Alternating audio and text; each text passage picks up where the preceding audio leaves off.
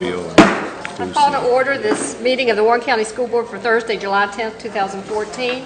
In just a moment, we'll rise for the Pledge of Allegiance, followed by a moment of silence. And I would like to ask for you to keep the family of Pearl Crowder in your thoughts. Pearl was a Warren County School Board member from 1975 to 86, and she was the first woman to serve on the Warren County School Board, and she did pass away this week, and it was a great loss, and I'd just like for you to keep her in your thoughts. So please rise for the Pledge of Allegiance. I pledge allegiance to the flag of the United States of America and to the republic for which it stands, one nation, under God, indivisible, with liberty and justice for all.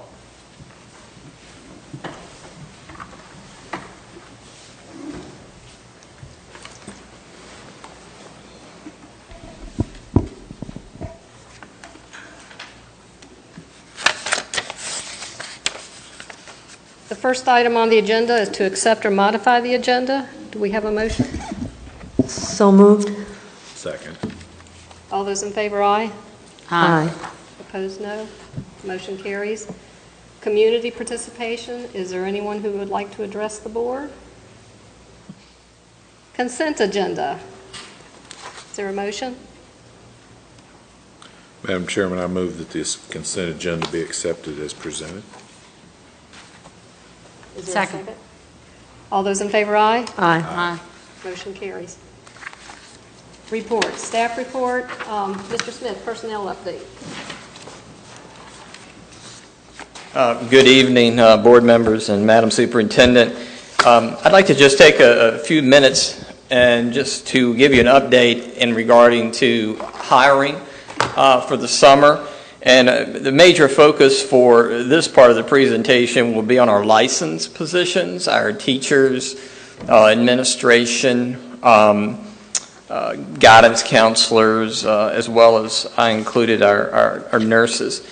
Earlier, Mr. Ballantyne handed out to you two pieces of information. One is the requested format that you would like to see in regards to when people resign and transfer and retirement, those type of things. So I've updated that form.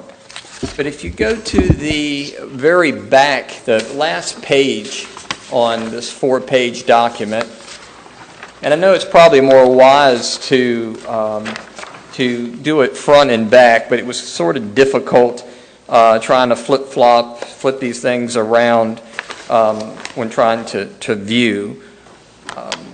But if you look on the very last page, at the very bottom, I identified the different license positions, and I identified also whether they were retirement or resignation or transfers.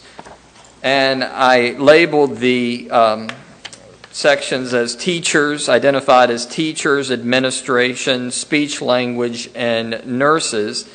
And just to help you as you look through this document, probably at a latter time to look at it more closely, to notice that we did have 9 retirements of teachers, and 1 administrator retirement in speech language and a nurse.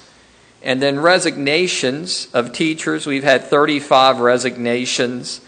Of administrators 3, speech language 1, nurses 2, and then transfers sometimes can be kind of tricky per se, because sometimes when a position will open, we'll have a vacancy, someone who's already employed within the division who's qualified and has that endorsement may transfer into that position, which in itself then creates a vacancy.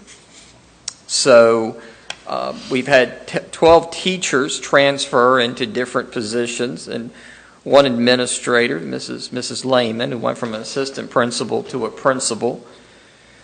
So total vacancies thus far that we've had to fill, or that we're working on filling, is 56 for teachers, but once again, some of that's because of transfers moving around. Administrators is 5. Speech language is 3, and you're going to notice a little asterisk next to it. we had a vacant position coming into this year, so I just kind of noted that out to the side that one position is from 2013-14. And total nurses vacancies, 3. And then the next column over will identify how many of those vacant positions that we filled thus far. And teacher-wise, we filled 44 of those positions with 12 positions remaining. And with administrators, we filled all of those positions thus far. Speech language, which has just been a very difficult find, we're still down 3. And nurses, Ressie Jeffries, I believe, has the last nursing position, and they're working on that now. There's a second sheet that came with this packet, and it's the sheet that says Warren County Public Schools Exit Questionnaire. Earlier in one of our meetings, we had talked about exit interviews, and some of the information that I believe as a board that you were interested in seeing once we get through this hiring season would be, why are people deciding to resign? I mean, retirement sometimes kind of just, it is the process of a career. But why are people leaving and those type of things? And we do an exit interview. We offer this form that you have, the exit interview, to each employee. We call our employees in. Mrs. Smeltzer, who helps with our benefits, she goes through the process of an exit interview of identifying if you have sick leave left, personal leave, what are those type of things. If you're going to another division within the state of Virginia, you are able to transfer your sick leave and those type of things. But one thing she does is provide an exit interview questionnaire. Today, I went through the questionnaires that we have received back. We offer these and we give these questionnaires out during that time, but the employee, the exiting employee, then will send that back to us. And thus far, we received back roughly 35, 36 or so of the questionnaires. Now, the sheet that you have in front of you only has a one side to it.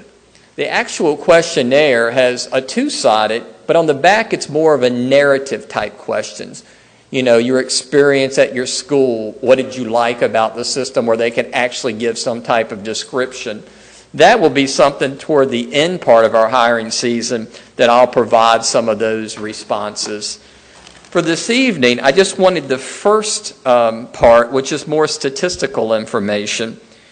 And for the 5 questions that appear on the front side, the first one, there's basically, how long have you worked for Warren County Public Schools? Now, it says 8.1 year of service.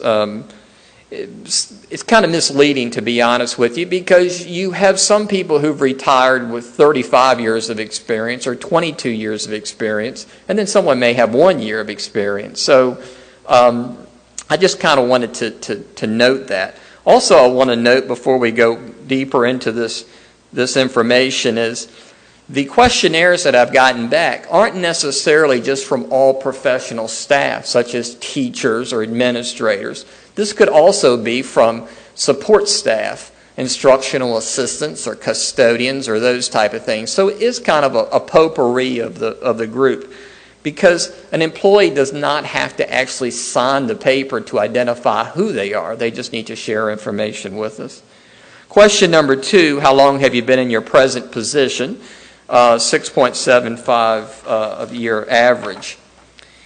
Question 3, it rates the communication between you and your supervisor in the following area. And let me explain to you how I came up with these percentages. The first one there, the policy, procedures, and guidelines. I went through all the questionnaires and I put a check next to whatever they checked, whether it be excellent or good or fair or poor. And out of the total amount for policies, procedures, and guidelines, 46% chose excellent, 31% chose good, 18% fair, 5% poor. Add those all up, 100%, okay? Then we go to the next one, the general orientation. So once again, I start over and I look at who checked what and those type of things. And I, just to make this easier to follow, I highlighted or made bold the number that stood out as the largest. So that way, as you go down through, you can kind of get a better understanding. If you look at 4, how do you feel about your salary and employee benefits? You'll find out as we go through that in salary, 38% of those who responded felt like the salary was fair. The retirement plan itself showed at a 46%.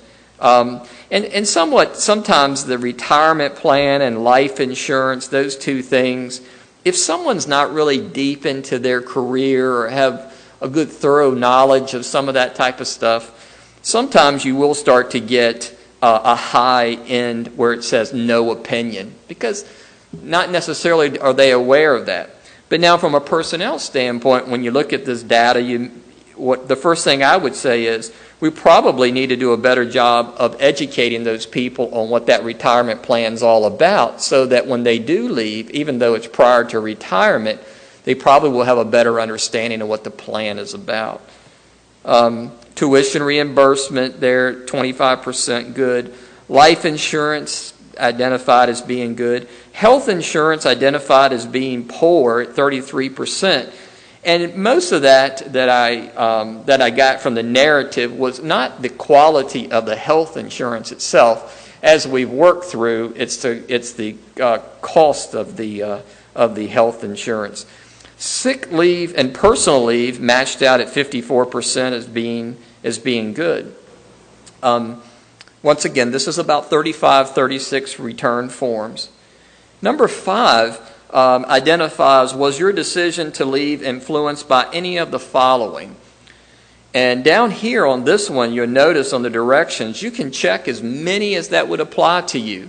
And people normally did check more than one. And these are the actual areas choices that you have. I just restructured them in a way where the highest comes first all the way down as you read through, just to make it easier. One thing that I would like to go ahead and probably add to the exit interview on Monday actually is, since health insurance showed as being something that is a concern, but yet it doesn't appear on one of the things that someone may select as a decision to leave, I think it may be good for me to add that, just so that we can get some data in regards to that. You know, family circumstances can be lots of different things. There's not really a descriptor attached to each one of these things. A lot of times it's more of the employee and how they interpret their situation and which one's the best. You know, the retirement, 15% of those who responded, and altogether, as far as teachers and administrators, that was 10 teachers, administrators, and speech language of 11 total. You know, salary increase, and it goes all the way down to self-employment. There was 1 or 2 people who put in that they were leaving because they were going to go as they were going to be self-employed. So our goal over the next couple of weeks is to continue to work with the principals. All the principals who have vacancies are interviewing. Some challenging positions, technology education will be challenging. Math. But we're starting to see some more people involved in math, and we're also starting to see more people involved in special education, where a few years ago it was extremely low and special education applicants coming out of college. But I believe the message has kind of got back to the universities and the students to say, this is a strong route to get into as far as education, because it's of such a high need. Speech language is definitely a tough one to fill. So hopefully at the next meeting, I would like to be able to at least provide this chart, if not come back and speak a little bit more of where we're at that time. On the way you share this data, can I make a suggestion? Sure. That under each one of the particular answers, have a column that says the actual number of people that answered that question, and then if you want to put the percentage next to it, I mean, I'm sure we could go back and do the math, but I just think that would be more helpful if you had the raw data, and then if you want to add what the percentage was. I have that as well. I was actually debating on whether I should put the exact number or the percentage, because it fluctuated, actually. There was some of these columns had 34 people who responded to that. Some had 36 people who responded to that. So I can easily do that. I can provide both if you like. That's why I just put percentages, because I thought, well, maybe that'd be easier to kind of follow as we talk, but that's not a problem. One thing I would also like to mention, Mr. Smith mentioned math positions, but if you'll notice at Warren County High School, at the bottom of that page where Warren County High School, in this chart, it says position from A.S. Rhodes, and we made it a math position. I know during the budget process, one of the board's priorities was to increase a math position for Warren County High School, and we were not able to do that at that point in time. What we discovered was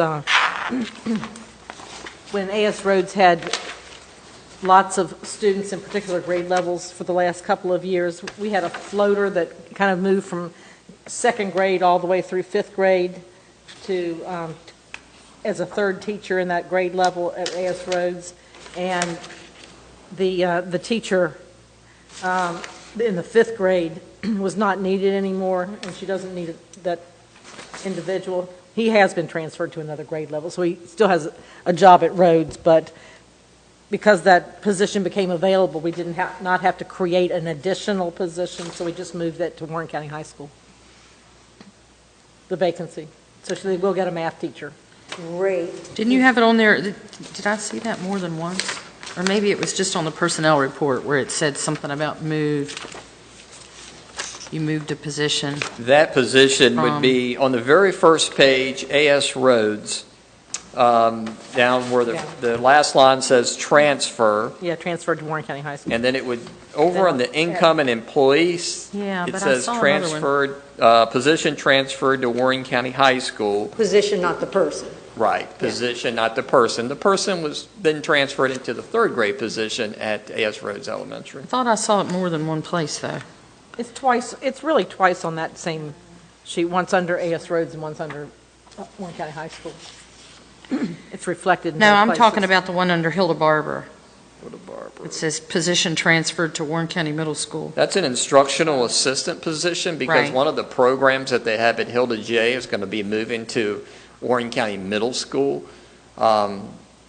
one of our special programs, and so that personnel will be transferring from Hilda J to Warren County Middle School. It's the same job, though. They're just going to be doing it in a different location. Correct. That's Okay, correct. that's different than in the other situation where you're talking about you were really using the money from a position that was no longer needed to fund a new position. Correct. Correct. Yeah, okay.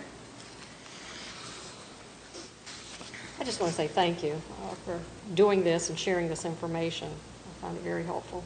All right, thank you. Gives us some better Thank you. Superintendent report. I just have a couple of reminders for you. First of all, remember July 29th in the morning, we'll have the ESCO presentation from Amoresco at 9 a.m. And then after that, move into the like a mini retreat to work on the new superintendent's evaluation form. And that'll be at our office, and we'll have lunch. August 11th is new teachers report, and they will report to Skyline High School, and that's the day that I introduce all of you, if you can be there. What About time? 8:30. You can come for breakfast at 8 if you like. Where's it going to be? Skyline this year. Was it Warren County last year? It'll be Skyline this year. August 18th is when everybody else returns. August 20th is our opening session. It is also Skyline High School's turn for that. And that will be at 9 o'clock. And we've been busy preparing for the new school year. As Buck mentioned, we were still in the hiring process. Lots of teachers and administrators have been going to professional development workshops, whether they be at Lord Fairfax Community College or other places. And we've been working through curriculum revisions and all kinds of things and instructional practices to get ready for the new school year. So that's all I have tonight. Thank you. Board reports, Mrs. Shrefko, Nothing at this time. Mr. Wells. Truthfully, nothing. It's summertime, no reports. Ms. Athey. I'll follow suit, nothing. And I too have nothing. Okay, action agenda. Presentations by staff. Approval to negotiate a custodial service management contract. Mrs. Shepherd. Good evening. Good evening. In March, we sent out an RFP for a custodial service management company. 6 companies submitted proposals in response to that RFP in May. 5 of the companies were responsive to the requirements of the RFP. The selection committee evaluated the proposals based on experience, the plan for Warren County Public Schools, transition plan, benefits for employees, and then the pricing. And of those 5 companies, we deemed that 3, we wanted to interview 3 of the companies for them to do presentations. So the selection committee chose the 3 companies to present their proposals, and then on June 24th, the companies presented their proposals.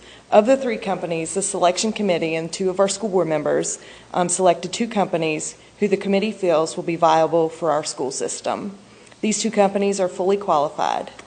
Tonight, we are asking permission to begin negotiations with GCA Services Solutions and Sodexo with final contract submitted to the school board for approval. According to the Virginia Code, negotiations must occur with 2 or more offerors deemed fully qualified and best suited for the contract. Yes, ma'am. Just if you could remind us what these whichever one we decide, what this company is going to do for us and why it is worth the extra money we're going to have to pay. Mm-hmm. The company is going to come in and provide custodial services at all of our schools. When they came and visited, we did a walkthrough first part of April. All of the companies felt that our schools were well cleaned, that they were in nice condition. The thing that this company is going to save us is it is going to save a little bit of money if we go with option 3 or option 4. And it'll save us on like supplies. Right. And then also our maintenance director is responsible for the custodians and for his maintenance group. So some days he's working a 16-hour day because he has to be here if they have issues during the evening. He starts his day at 7 o'clock in the morning, and sometimes he's back here at 11 o'clock in the evening. So that is another one of the solutions too. These companies also have a huge training plan for all of the employees, and I'm not so sure that currently we have a training plan for our employees that encompasses as much as these custodial companies do. So they'll have a supervisor at night. Mm-hmm. They'll provide Yes, it. yes. And we can keep our employees. We can negotiate that. We can keep our employees. They can become employees of the custodial company with the same pay, comparable benefits, or we can have them employ the custodians at market rate. And I think we're leaning towards them employing the custodians, but at comparable benefits and salary. Okay. I found this odd, and of course I didn't have time to pull the code section and read it, but I've never seen us do anything before where we're required to negotiate with 2 or more. Usually, I mean, when you think about our building contracts, we might pick 1, 2, and 3. You start negotiating with one. If the negotiations on that fall through, then you move on to the next one. So did you pull this code section out and read it? Yes, and that is What does it almost- pertain to? That is almost verbatim to what it said. Only I in, massaged it a little bit, but it's really close to what but it says in what the code. types of situations? Requests for proposals. For any request for proposal? That's what I'm not sure. We've always lived under this presumption that when you do a request for proposal, that you take the top company, negotiate with them. If you can't come to a mutually agreeable contract, then you have to drop down to the second person. I think that may still be the case for professional services, such as attorneys and architects and things like that. But for general type services such as this, the code's specific, and I think we even checked with our attorney to confirm that this is the way that we should do it. So it is the way we should do this type of procurement. If you're ever in the market for architects again, we probably ought to check, because there may be a separate section of the code that deals with those type of services. But then there are other types of contracts where we don't do it that way. Well, and Even like the Sodexo contract for cafeteria, we don't, when we send out an RFP for that, We've only had one response, you're saying if we You had more haven't than had- one on that, we would have, On that, we would be required to negotiate with two. Now, there is a clause in it that if only one company is deemed to meet the requirements, and that the school board or whatever governing body can vote to negotiate just with that one, because you have determined that there is only one that's qualified, even though you may have a half a dozen offers. yeah. And then what about all those contracts that Mike comes to us and has us approve on a regular Well, basis? now, those are not requests for proposals. Those are invitations to bid. Okay. With an invitation to bid, if the bidder is responsive and meets the requirements, you would be hard-pressed not to take the low bid there. You must go by cost alone on those if they are qualified. On the RFP, cost can be a consideration, but it's not the total consideration. Their qualifications and other things can be considered in determining who you want to negotiate with, the two or more. Well, I didn't know if it was just we had never had a need for this type of thing, or if there had been a change in the procurement law, but it sounds like it's not. It's been this way for a while. Okay. And again, if on the food service management, if we would have had several proposals, then we should have followed this same process for that. But as you're aware, we have not had that for quite some time, if at all. I don't think we ever really had a second viable proposal. So you're going to set up some type of framework so that when you sit down with both of these companies, you're comparing apples to apples. Absolutely. I mean, every single element must be presented, right? Yes. So, Okay. one of the things that was included in the contract that I failed to mention was that they were going to bring in new equipment as well. At least one of the organizations was going to do that. So bring in new equipment that is part of their contracted price. Only one of these companies? One of the two, yes. Yeah.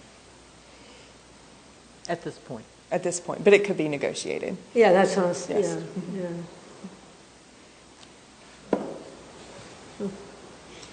Any other questions?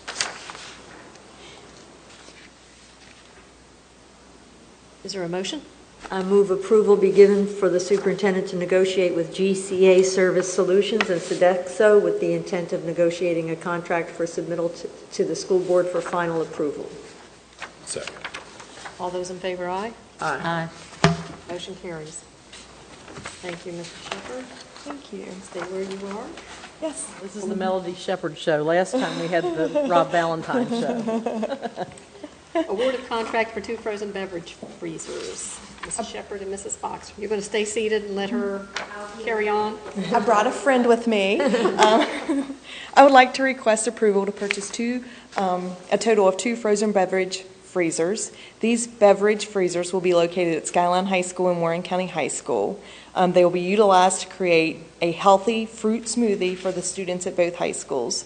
They have no added sugar, food coloring, or preservatives, and can be utilized as a fruit substitution for a reimbursable meal. We previewed one of these machines at Warren County High School in May, and it was well received by students and staff. Any questions? I'm going to turn it over to Sue Ann for the question. That's a lot of money. It is. That was a big consideration, which is why we wanted to bring them and have it at the school all day, and have the students try to make sure we weren't investing in something that might just be a passing phase. It also, we had a huge show that was very well received by adults and administrators and everyone who came and tried it. It does a couple of things. We currently have, we don't even have anything at Warren County High School because there were things about the product that is available to us right now that wasn't very well received. It was an all-natural product and it was all fruit, but it had preserves and coloring, which was kind of a negative because if it spilled, it would get on things and it would stain. So we completely took that out of Warren County. With all the new regulations, there are many things we can no longer serve. And we're trying to give the kids something back that they'll be excited about, and that we can also offer at a really great price point. We have a lot of requests from athletes, administrators, parents, just in speaking with students about what they wanted. Kids love smoothies, and they were going crazy that day. They kept coming back, and we can actually offer this at a better price point than if you're familiar with the naked juices, which is it's a juice with juice that has a lot of variety, and we brought that in at the end of the year kind of as something that kind of very to fill that gap so we can see what else we might be able to do. It was a very expensive product. Kids purchased it because they wanted it. They took it to sports after school. But this is something we can offer at a much lesser price. And as Melody said, it is 100% fruit. There's no preservative, there's no coloring, there's no additive. And it's very similar to tropical smoothie. That's what's popular in this area. Jamba Juice is popular all over the United States. When I went to New York City, they had an actual Jamba Juice right there. So it's something that the kids will be familiar with. And it also is such a great product that if you wanted to, you could substitute it as a fruit. We most likely won't do that on a regular basis. We may do something special for the kids once a month or something where we do a promotion where they could get that as part of the meal as a fruit. There's just infinite numbers of things that we could do with it. The equipment, back to your first comment, is expensive. I did a lot of research and speaking with people who have this equipment, and there's other equipment out there. There's really only one other piece of equipment that this company will let you use, and it's plastic, and the people who have used it have had a lot of problem with it. It's more than half the cost of this machine, and the people who switched from one to the other had no problems with the stainless steel machine. It's very easy to clean, which is very important when you're dealing with frozen drinks. We don't plan on doing soft. You can do soft serve with it. We don't plan on doing that, but the cleanability factor is really important for us. It has to be sanitary, and the warranty is there's a full year, 3 years on the parts that move, and then 5 years on the actual generator and things that would be expensive to get fixed. The people who have them said they've had no problems. We're not going to be using it as a Jamba Juice would, growing over 180 days a year and growing for 2 hours a day. So it should really, we shouldn't have problems with it for a really long time. Do we put the fruit in there, or do you purchase some kind of mixed fruit combination thing? We purchased a fruit puree that is provided. It's actually a Sodexo program, and they've negotiated a price that is very low. It's really unbelievable what a good price it truly is. And the students will actually be able to purchase a smoothie for, we have to determine what the cups and things will cost, but anywhere from 55 to 75 cents less than the juice that we were selling quite a bit of. Wow. So it's not, it will pay for itself in 1 year or less. So in that sense, it's not quite as expensive. We're really doing it more as a nicety for the students. It's something to give them, since with all the new regulations, some things we won't be able to offer that we did in the past. Thank you. I'd love to see the nutritional information on that, the fruit puree, just to, I had asked her about that. 'cause the I- sugar, free I would have sugar. to provide you. I mean, because you say no added sugar, Right, but but fruit has sugar. The sugar that fruit has in it, yeah, It does yeah. have that, but it doesn't have anything added to it, so it's very similar to having a cup of strawberries, Yeah, and a banana, yeah. and some mango or whatever, that there are 4 or 5 different flavors that we can, and that's why we asked for 2. We want to be able to offer, strawberry banana pretty much is everybody's favorite. We'll find out, we'll just try all the different kinds, and we can run a favorite, and then we can always change the other one so that it doesn't get boring. So So you can do 2 different. 2 in one machine. In the one machine. Well, I think it's a good idea. I'll be honest with you. If I let her, my daughter would break me at tropical smoothie. So we figured out how to make a nice smoothie at home with frozen fruit and different things like that. But anyway, so I think that's a good, like you say, sometimes you got to do what you got to do. If that's how you're going to get them to eat fruit. Say, that's good. One of the things that you did mention was for athletes and that kind of thing. Is there a way that this could be offered at a time when the athletes would want it other than just at lunch? I mean, like a half hour, the practice period or something like that? One of the things they suggest to offset that cost is to do cups of it, like 500 cups of it ahead of time, and send it off to schools that you maybe don't have the machine at, and they say that, you can freeze it and just thawing out a little bit. It's a very good, it's not exactly the same, we'll have to probably play with it, but they have really worked with it, and they say it's a fantastic product in that sense.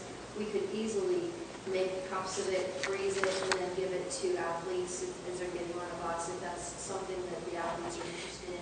That's one of the really nice things about getting this very high-quality machine, too. We're not going to wear it out by using it for a lot of different, having different things we do with it, because sometimes you get something that the product might only serve 100 kids, and you might have 150 who wanted it, and then they have to wait for an hour and a half.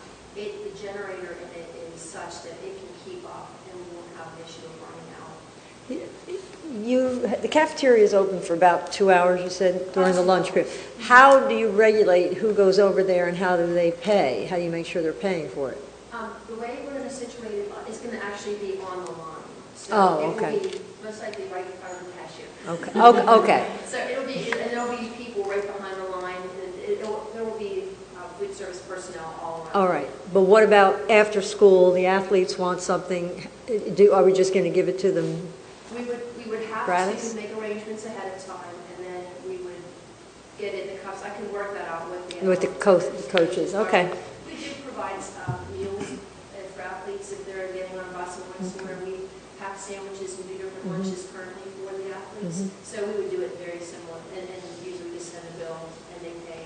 Okay, We only charge them the cost, we don't really charge anything additional, it's just a service. right, okay. The fruit puree, is that refrigerated, frozen? That is a good question. I believe that it's refrigerated. Do we It's have not enough frozen. refrigeration to accommodate all those At packets? the high schools, we absolutely do. You provided us with very nice space in the refrigerators and freezers. Okay. Any other questions or discussion? Is there a motion? I'll move approval be given to purchase 2 frozen beverage freezers in the amount of $19,960.64 from Performance Interiors. Second. All those in favor, aye? Aye. Motion carries. Thank you. Approval of contract for network infrastructure replacements. Mrs. Shepherd. I was so glad Sue Ann was here to answer those questions for that last item. And she did well. She did really well. I would like to request approval to purchase equipment and services for the first phase of the network infrastructure replacement cycle. This purchase will replace older equipment that is either out of support or no longer supported. Out of support this year. Most of the equipment being replaced has been in service 10 to 14 years. The equipment and services are on the Virginia State contract. The funding for this equipment and services was included in the surplus funds approved May 22nd, 2014. This is the first phase. This is the first phase. How many phases are there? There'll be 5. Five. And so the date of completion is going to be 5 years from now, or is there a, it's, As money is allocated, yes. Okay. Yes. So this is the most critical phase, the most critical need this year. It cycles throughout the years. But most of these say voice bundle. Yes, it's our phone. voice phones. Yeah. Phones, switches, routers, yes. Not telephones, it's the infrastructure that runs our phones. Right. Yes, How old is what we have? 10 to 14 years. Wow, that's really good. Is it the same manufacturer Yes, that we have? Good. yes, now are the different phases going to be about the same cost? or- yes. Okay.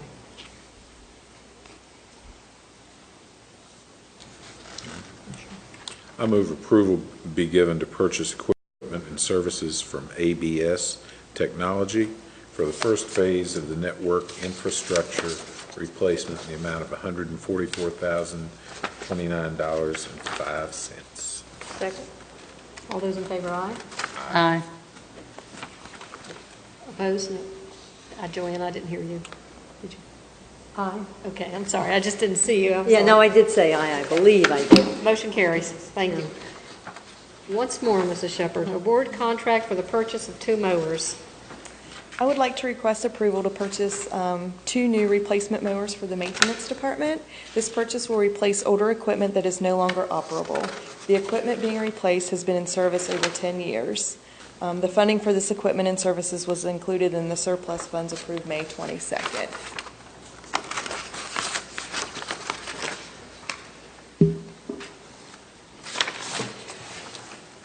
I move approval be given to purchase 2 Skag mowers and 2 canopies from Carlisle and Anderson Incorporated for the purchase price of $19,475. Second. All those in favor, aye? Aye. Opposed? No? Oh, aye. Okay. I was watching your mouth. I didn't say anything? I didn't see Oh, anything. okay. Okay. So I- Motion carries. Thank you. I'm a ventriloquist. Thank you very much. Thank you. Approval of February 2014 VSBA policy updates. Mr. Ballantyne. Good evening. In February of 2014, VSBA submitted 53 policies for consideration by the Warren County School Board. This is part of their ongoing review of policies and updating them as codes change and circumstances change. It's a service that the school board has contracted for on an annual basis.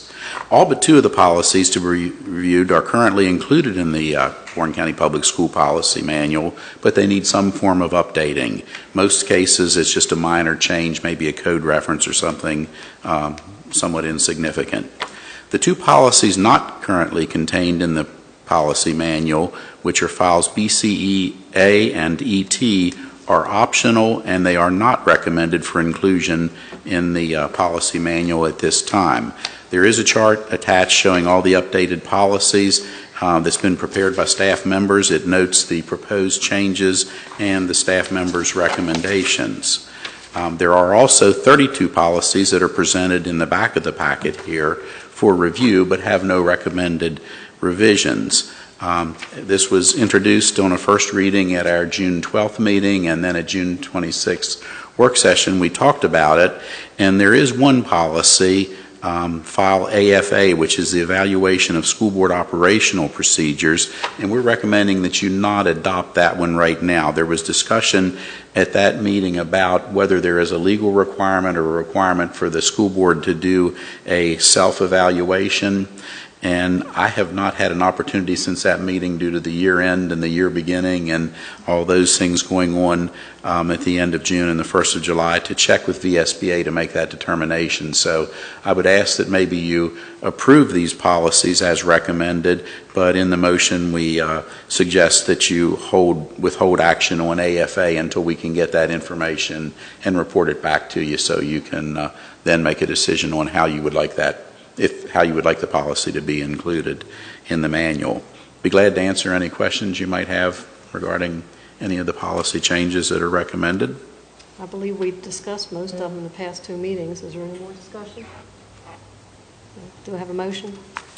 I move that the February 2014 policy updates submitted by the Virginia School Boards Association for review by the Warren County School Board be approved for inclusion in the policy manual as recommended by staff, except that changes to policy file AFA, Evaluation of School Board Operational Procedures, be held for consideration at a future meeting. Second. All those in favor, aye? Aye. Aye. Motion carries. Thank you. It's like in the court, they'll say we need an audible answer.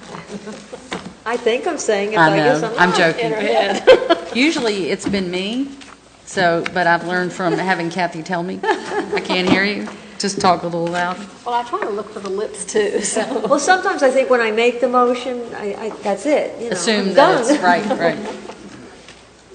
Presentations by superintendent. None tonight. Thank you. Discussions by school board. Selection of delegate and alternate to the VSBA annual convention in November. I think Jim does a fine job. Jim, are you willing to be delegate I again? And alternate delegate? I can't commit. I can do it if you'd like. Alternate. Okay, so Jim is delegate, and I will be the alternate delegate. Is there a motion? I move that Mr. Wells be selected as the delegate and Mrs. Bauer be selected as the alternate delegate to the 2014 VSBA Annual Convention. Second. All those in favor, aye? Aye. Motion carries. Thank you. The September 11, 2014 VSBA Legislative Advocacy Conference in Charlottesville. Make sure if you're interested in going that you let Mr. Ballantyne know. And then we do have a July 29th special meeting. I think everyone has that on their calendar. And just take a moment to look over the August 14th agenda items. We're approving the appointment of those committees. We're not participating. We're just approving these committees and boards, right? Yes. Right. Okay. Is there any other business? I believe we need to go into closed meeting. This motion is made that this open public meeting of the Warren County School Board become a closed meeting pursuant to Virginia Code Section 2.2-3711. The school board desires to discuss the following matter in a closed meeting. Section 2.2-3711A1, discussion, consideration, or interviews of prospective candidates for employment, assignment, appointment, promotion, performance, demotion, salaries, disciplining, or resignation of an employee of the school board, specifically the superintendent's contract. Be it resolved that the School Board of Warren County does hereby authorize discussion in closed meeting of the matter identified herein. Second. Mr. Clerk, please call roll. Mrs. Sharefko? Yes. Mr. Wells? Yes. Ms. Athey? Yes. Madam Chairman? Yes. Motion carries. We are in closed meeting.